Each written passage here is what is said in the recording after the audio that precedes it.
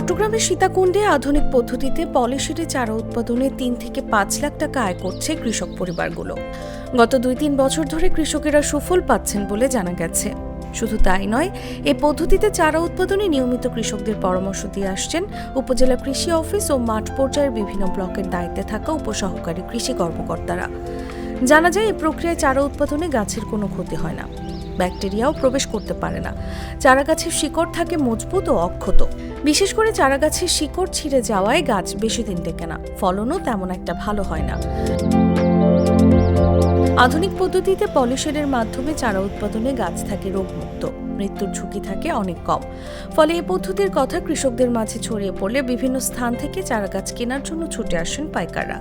তারা এই অঞ্চল থেকে লাখ লাখ চারা সংগ্রহ করে ট্রাক ও গাড়িতে করে নিয়ে যাচ্ছেন। এতে কৃষকেরা বছরে লাখ লাখ টাকা আয় করছেন। সীতাকুণ্ড পৌরসভার নুনাছড়া এলাকার উদ্যোক্তা নাইমা এগ্রো অ্যান্ড নার্সারির মালিক মোহাম্মদ আবু তাহের বলেন, আমার 2টি শেড আছে, তার মধ্যে নতুন পদ্ধতিতে পলিশেডে প্রায় 30 প্রজাতির চারা আছে। এতে সব খরচ বাদ দিয়ে বছরে 3 লাখ টাকা আয় করা সম্ভব। মাসে 2 বার হারভেস্ট করা যায়। উপজেলা কৃষি অফিসার কৃষিবিদ মোহাম্মদ হাবিবুল্লাহ বলেন, উপজেলায় মোট 7 জন কৃষি উদ্যোক্তা পলিশেডে চারা উৎপাদন করছেন। চারা উৎপাদন করে তারা লাখ লাখ টাকা আয় করছেন।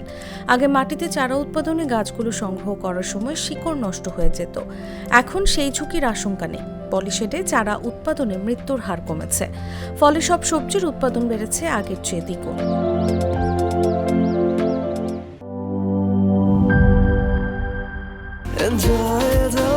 চলো উড়াই খুশি তুলে নিয়ে হাতে,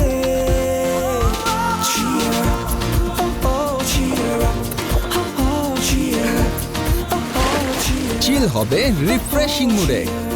চিয়ার আপ, চলো উড়াই খুশি।